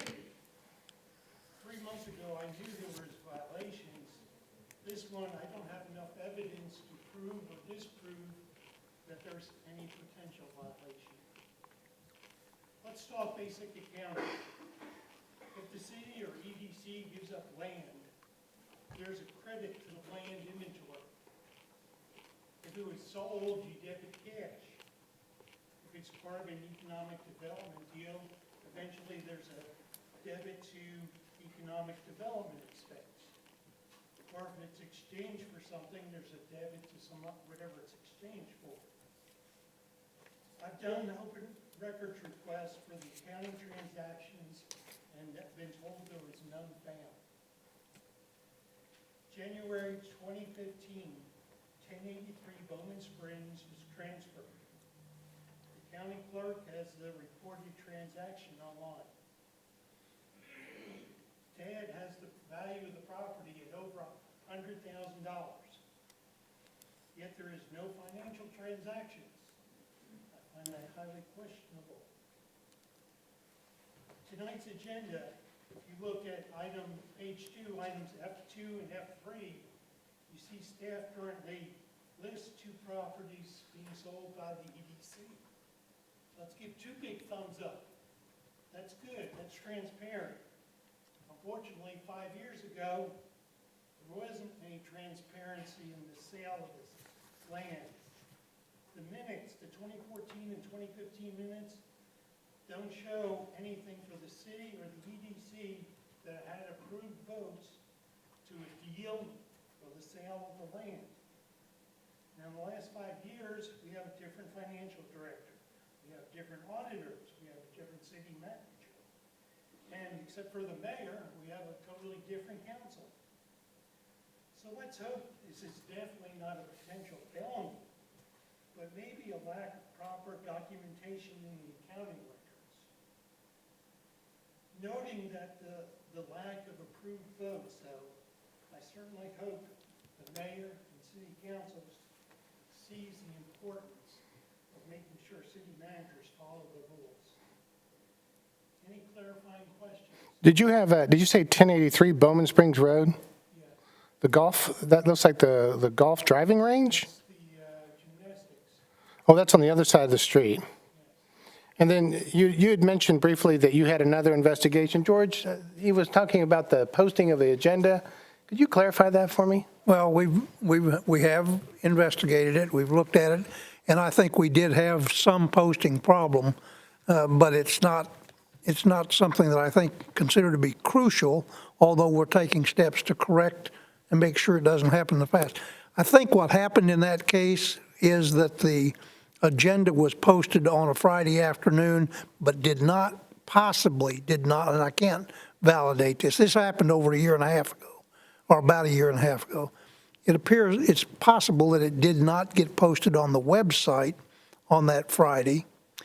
And on Monday following that, when we realized there was a conflict in the meeting room, the agenda was corrected to make sure people knew where the meeting was going to be. So I think we had some error in it. The only item on that Planning and Zoning Commission agenda that night was a plat approval, a preliminary plat approval. So it wouldn't have been something that went to City Council following the Planning and Zoning Commission action. But my understanding also is that had we not had an agenda of a P&Z at all, that preliminary plat would have been approved by operation of law within 30 days. And so there's not any corrective action that can be taken now, even if we did have a posting error, and I do think it was an error if it happened. So there wouldn't be any corrective action to take. I am taking action, working with Leslie, to be sure that going forward we start posting agendas and stamping them on the day and time that they were actually posted on the bulletin board, so that we've got a little bit better record of that. But I don't think there was any intent to misrepresent that posting. I do think there could have been an error, particularly in posting it online. And so, Drew, if they didn't have a meeting, the plat would have been approved anyway. as long as it met the subdivision requirements? Right. I hope that answers that one question. All right? I do. Do you own a business here in town? No. What is your interest with the city? Why are you so involved? I have friends that live in town. I just find it so unusual. What? I can't. Yeah, we're getting off, getting off topic here. But he's signed up for the public hearing. You can ask him then. Okay. Thanks, Richard. All right. So I think we got everybody. Didn't we get everybody that's in the public hearing? Not public hearing, but citizens forum, I think so. Yeah, I know, you're here for the other one. All right. Next up, updates from the city council. Chad. Golly, it's been a little crazy. So cooked a lot of potatoes. Y'all heard that. That was fun. Shout out to Mike's Taqueria on North Collins in Arlington for letting me use their kitchen up there to stuff all those potatoes in these massive ovens and get them done. Started at 4 o'clock in the morning and delivered them 10, and hope everybody enjoyed them. So all I got to say is we got them started in the ovens, and I came back an hour later to do the first round of checks, and I just wish I'd have brought a stick of butter. So it smells so good. Always willing to help in our community. If there's any needs that our community has, please ask. You know, if I have the resources and the manpower to get it done, I'm going to do whatever I can to get it done. So, Linda? Thanks to Danielle and the other staff for another awesome employee appreciation dinner. It's always nice to put some faces with not just the department heads, but the other employees out there that's servicing our city. We have some good people and really appreciate all of y'all and what you do. Also, January, Lori's quarter auction, it benefited the Boy Scout. I intended that. And then this coming quarter auction is going to benefit the Kennedale Theater. So that's a good community event to go to if you're able to do that. And I'm sure Lori can give you information on the time and everything. Other than that, that's all I have. Sandra? I want to thank Sarah and Thelma for the Kennedale outreach. They're doing a great job. I attended the meeting last night, and I also attended the monthly birthday at Kennedale Senior Center. And the building looks great now that it's painted, and the seniors really are appreciating the fact that the city got it done. So thank y'all very much. Chris? I also wanted to thank Danielle for her hard work and her helpers for this, doing that up for the employees. It was a good time. We enjoyed it. I know it was a lot of hard work for you and your crew, and we appreciate your support of all the work you guys do. Also want to tell everybody know about the community dinner tomorrow night.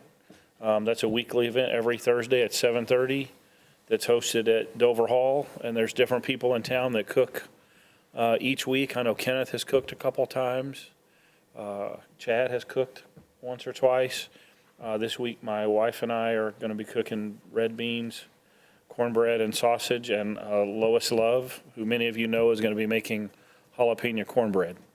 So anybody in the community is welcome to come out at 7:30, and 6:30, and we'll serve it up till it's gone. Go ahead. I just want to congratulate all the candidates that filed and the ones out here that aren't present. Congratulations, good luck. I went and spoke with several citizens about some 911 dispatch issues that were brought to my attention. The outcome was found that the information reported to me was either false or misleading. I'm unable to attend this next census meeting you guys are having, so I had with the National League of Cities, I attended a webinar and kind of got some information about census stuff. So.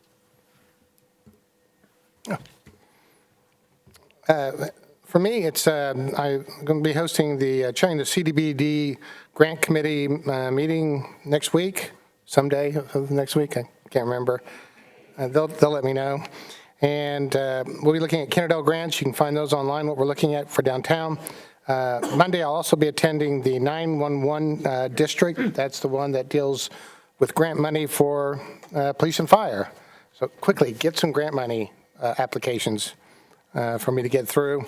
And I was appointed the Mayor's Council's chair for our Legislative and Transportation Committee to be in Austin next year, if I'm here. So who knows? And I also got contacted by Betsy Price. I'm going to be running in Betsy Price's relay team for the Cowtown Marathon. So looking forward to doing that. And we're doing the play Bye Bye Birdie. It'll be in April. The good news, I am not singing in this play. There's no love out there. There's a character called the Mayor. I'm not playing that. There's a character named Mr. Johnson. I'm not playing that either. Not sure why that is. And then tomorrow night, Chris Pugh and I will be doing a live Q&A from Chris's house. So it's at 7:30. He's got to fill out some other survey for some government department, but we're going to start about 7:30, and we'll be answering any questions that you might have. We're supposed to have something for the firefighter, but I don't think he's here yet. Is he? Not yet. Okay, we'll keep waiting. In the meantime, I will issue this proclamation supporting the 2020 census. Whereas the U.S. Census Bureau shall conduct a decennial census this year that will determine representation in the U.S. House of Representatives and redistricting state legislatures and voting districts. Texas is expected to get at least 2 more representatives, I might point out. Whereas census data also informs the allocation of more than $675 billion of federal funding supporting numerous vital services, including infrastructure, education, healthcare, employment, housing, and transportation. That includes CDBG funds. Whereas the 2020 census survey is brief, important, and provides complete confidentiality by requiring all Census Bureau employees to take a lifetime oath. That's better than most marriages, to ensure that identifying data is not shared with anyone, including those employed by other U.S. agencies, for a period of 72 years. 10 more years, George. Whereas the City of Kennedale recognizes the importance of the 2020 census count and therefore encourages local organizations, religious institutions, community leaders to help ensure the Kennedale counts in 2020 census. Therefore, I, the Mayor of Kennedale, do hereby proclaim full support and participation of this community in achieving an accurate and complete count in the 2020 census. In testimony whereof I've hereunto set my hand across the seal of the City of Kennedale to be affixed this day on the 21st of February 2020. Yeah, there we go. Oh, and then, are we ready for the firefighter? Okay, and one last thing, George, I know we are working on bringing in Michael Morris to do a town hall meeting. Michael Morris is the TD of the NCTCELG and the RTC, and so we're going to have him here as ASAP.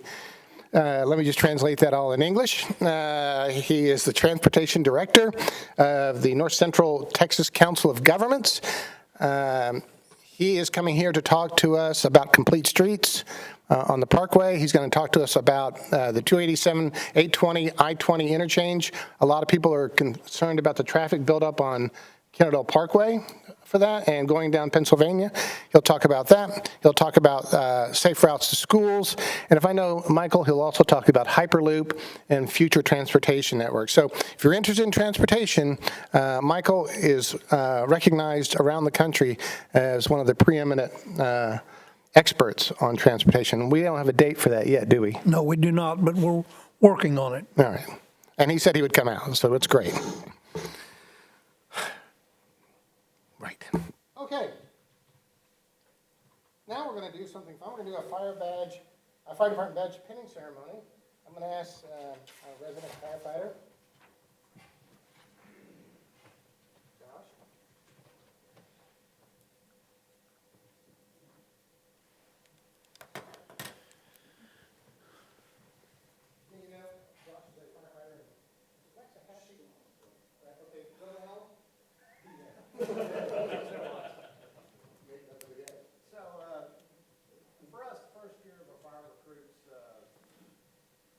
outside our organization, what they have to do the first year is very demanding. And tonight, we just want to bring everybody together and recognize driver engineer Ken Lancaster on completion of his probationary period with our organization. What I've asked the mayor to do is read, we're swearing him in tonight, swearing him in as a firefighter for state of Texas. So Ken, if you come up.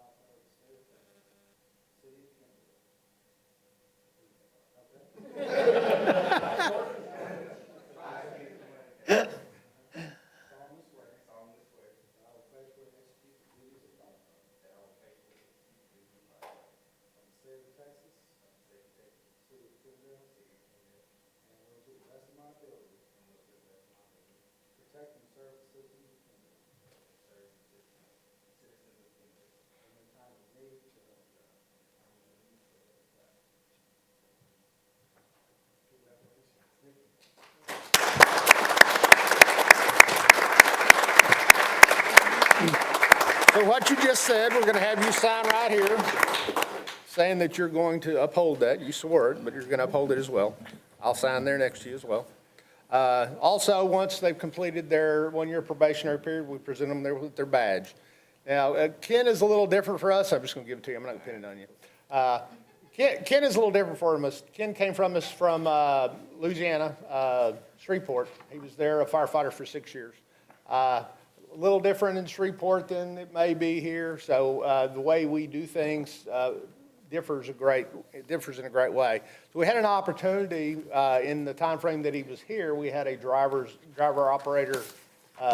engineer's position open up, and Ken tested for it and was successful. So in his first year, he's actually promoted to the next step within the organization.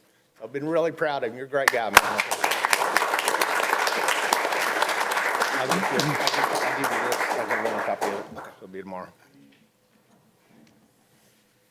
He said no speech.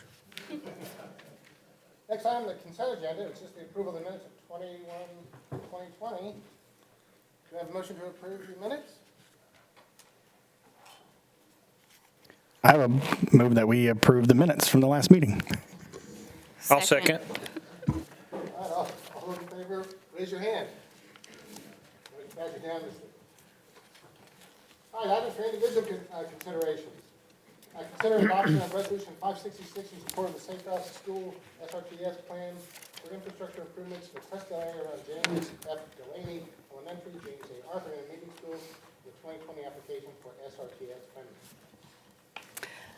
Yes, we are preparing the application for Safe Routes, and you're all familiar with that, so I won't go through it, but basically it's sidewalks, crosswalks, pedestrian improvements in Crestdale for Delaney and for Arthur Intermediate. And the resolution's in your packet. You have a copy in your packet of the plan that we've been working with the COG on. And the application is due at the beginning of March. By April 20th, we plan to have the full application done, submitted to COG for review to make sure it's complete. And the resolution is one of the things that's actually required for the application. Do I have a motion? So that we can discuss it. I'll make a motion that we adopt a resolution 566 in support of the Safe Routes to School project. A second. All right, any further discussion? Just so that we're clear that apparently that the time frame, once we get this approved, it takes TxDOT about 3 years to complete. And I was just talking to the Mayor Burleson, who was going through the same thing. So it's a slow-moving process. All right, we have a motion and a second in favor. Any further questions? If not, raise your hand. All those in favor. Motion passed unanimously. All right, consider adoption of resolution 567. I think I had somebody. Hold on. 566. 68. Oh, yeah, here we go. I'll call you back up here in a minute, John. 567, approving sale of 7215 Bloxham Road, real estate property owned by the Economic Development Corporation. Staff report. Just quickly, the EDC owns a number of properties. We've gone through over the past 6 or 8 months, kind of evaluation of all of the properties that they own and looking at how some of them can be developed and used to bring in the kinds of development that we'd like to see here. These 2 particular properties on Bloxham Park are part of that industrial park, and made sense to just put them up for sale at market rate for the opportunity to come in, for someone to come in and develop those properties, put them back on the tax rolls. So 7215, we have a potential contract for $82,000. That's in par with a group of recent sales that we got from a broker, including one on that street, in terms of that price range for that property. So that is a market rate sale. All right. I'm going to call John Navalli signed up to speak on this 567. You want to come up and speak? And then, John, I'll call you back up on the next item. No, I'll call you on both, because you said 567 and 568. Those are 2 separate issues. Okay, 7215 has a warehouse on that with some walls on that. Is that right? Which one is it? There's, I went to 70-10 and I was trying to look for 70-15. What's the question? The question is, Bloxham Park Road, 7215.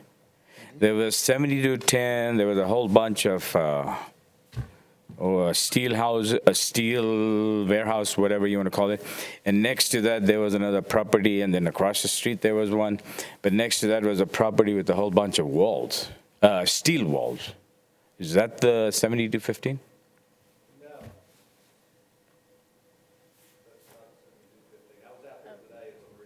Both of these properties that are on your agenda are vacant land. And you should have a map in your packet, and I would put the map up, but I can't. And if I understood correctly, 70-15 is $18,000 is what? Is that right, or 180? That's the residential replat.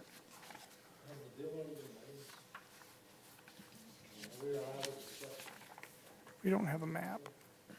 The EDC, we put this property up for sale at market rate. The EDC gave us a price range to negotiate within, and they came in higher than their low end of that price range. So the deal isn't done until the council signs off on it. I thought she threw out, I thought Melissa threw out. Yeah, I think she did throw out a number, didn't she? Yeah, I thought she did. 18 or 180,000 or something. 82. Anyway, this EDC has made property buying, for example, the one on Kennedale Parkway by that the chicken place, that is still vacant. That whole block is still vacant. So hopefully they make some good decisions here and participate from the perspective, because it's vacant land, because we are bringing people in, houses, apartments down the road over the years. But if we don't have any place for them to spend money, they're going to spend their money in Kennedale. It's going to go to Mansfield or Arlington. So hopefully that would be one thought process there, that, hey, we got to either put a mall or something here so people will spend money in Kennedale. And, that'll increase our tax base. Thank you. Thank you. Any staff response to any of that? Nope, okay. I'll entertain a motion on Resolution 567. I move that we approve Resolution 567. Do I have a second? Any further discussion? I just have a couple of questions. Okay. What is the current zoning on that? Industrial. Okay, and then have the potential buyers stated what they're interested in? No. Okay. We just put it up at market rate. Okay, thank you. That's considered an industrial park, right? Yes, I think likely we'll see a metal building, probably like the others that are in that area. All right, any other questions? If not, we have a motion and a second for approval. All those in favor, raise your hand. Motion passes unanimously. That brings us to Item 3, consider adoption of Resolution 568, approving the sale of 7224 Bloxham Road, real property owned by the EDC. So this is a little bit smaller, slightly smaller than the other property. They're both just under one's over an acre. This one's just a little bit under an acre. This one's kind of an oddly shaped property. That's why it's a little bit less. It's adjacent to the drainage area that's actually owned also by the EDC. So it's a little bit more challenging to develop. We did put it for sale at $75,000, and the offer we got was for $75,000. John, you signed up to speak for this one?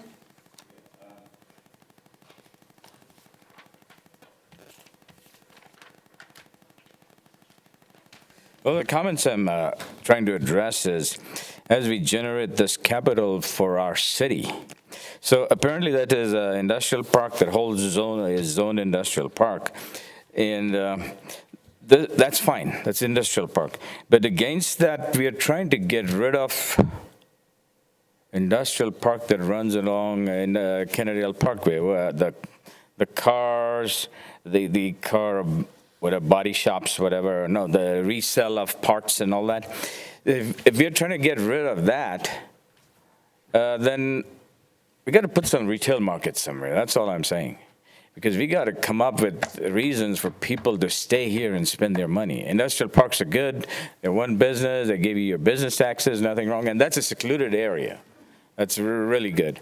But what about running along Kennedale Parkway? So I'm just trying to put from a city perspective, long-term. I can answer that question. One of the reasons we created Bloxham Park Industrial Parkway is to move some of those businesses that were industrial off the parkway and give them a place to go in Kennedale. That's true. And so that's one of the reasons why it's part of the tax increment refinancing zone, so that we can make improvements, like when we built the road out there and we made some improvements on the water lines, so that you'd have an industrial park that would move away from the parkway, and you could establish a little bit more retail or even light industrial as well, like the ambulance service along the way.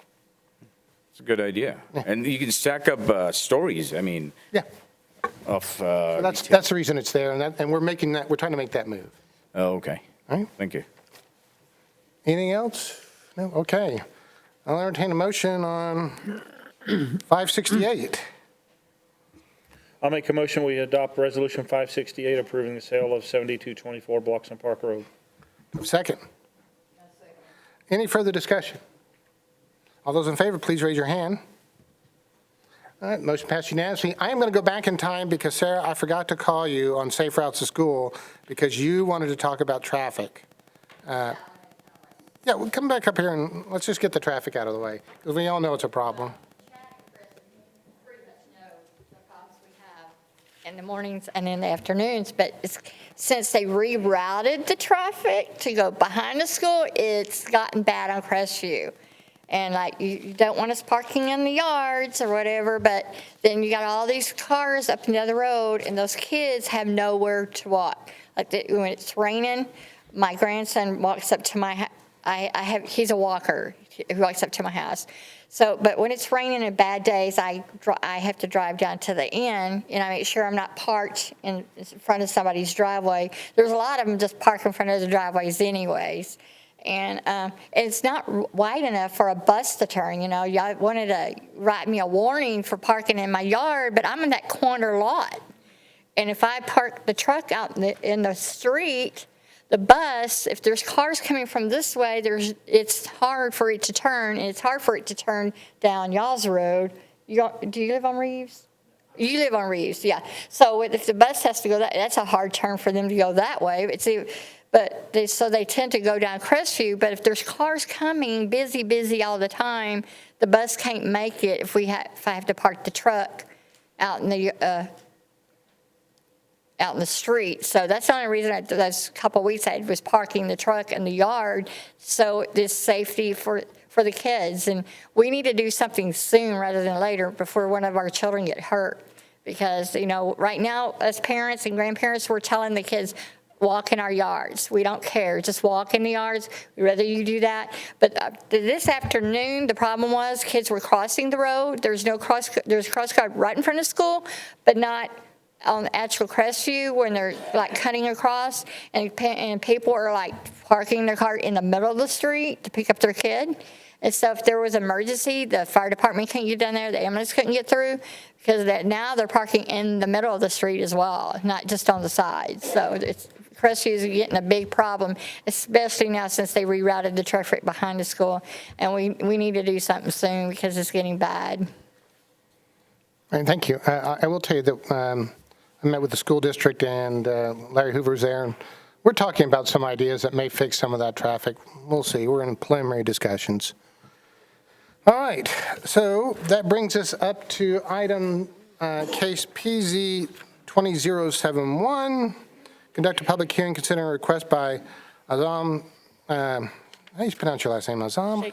Sheikh. I always call you Azam.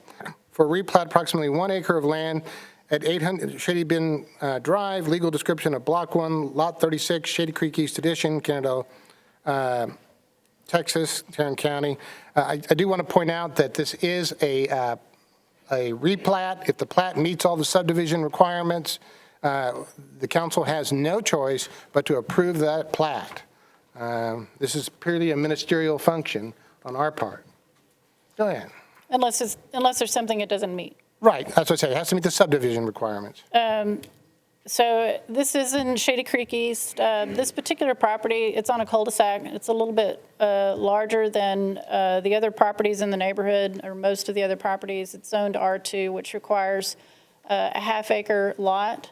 And so since this is a full acre, you can divide the property. The owner is here, can answer any questions you might have, but they desire to build a home for their daughter. So there is access. It's a unique property in that there's access from the rear on Border Lane. And so the additional lot that's created can have drive access from that road.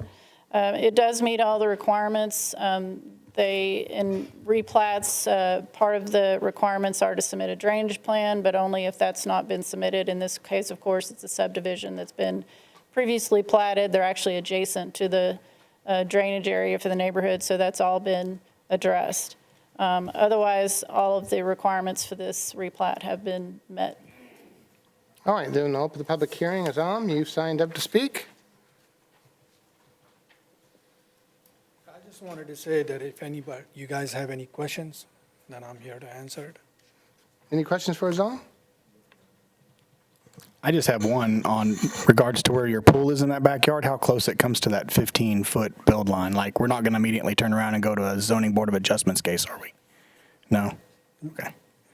Melissa's shaking her head no. Okay. Okay. All right, thank you, Azam.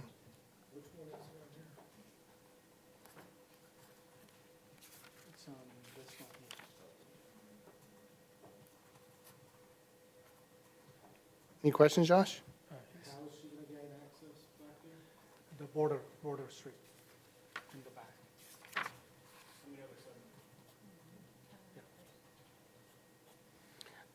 I know that there's been some flooding issues back there, Azam. Is this going to address any of that with the new house to mitigate that at all for you? I think so, yeah. All right. Any questions? All right, I'll entertain a motion to approve the replat. Thank you. I make the motion that we approve case PZ 20-01. Do you have a second? Any further questions? Oh, I'm closing the public hearing. All those in favor, please raise your hand. Motion passed unanimously. That's everything. We're going to go back into executive session pursuant to a whole bunch of numbers. So I can find my numbers. 071, 072, 087. Thank you. You're welcome to stick around. Not much is going to happen after that. I don't think we have anything to vote on.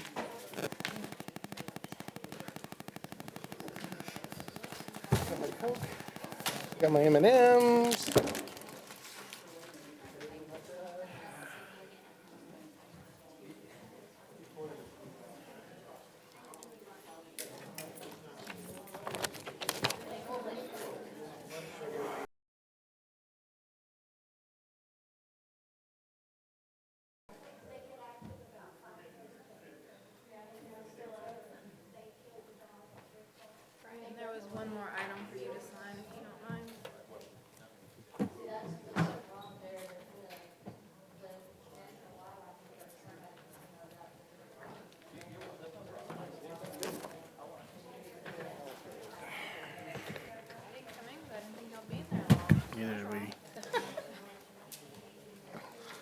All right, any items need to be taken out of executive session?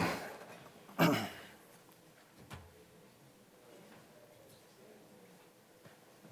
I miss that?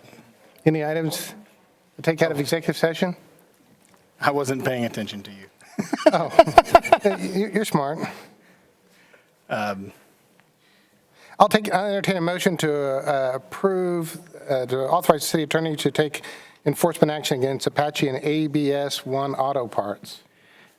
I move that we authorize the city attorney to take action against Apache and ABS One Auto Parts. Have a second? I'll second. Any further discussion?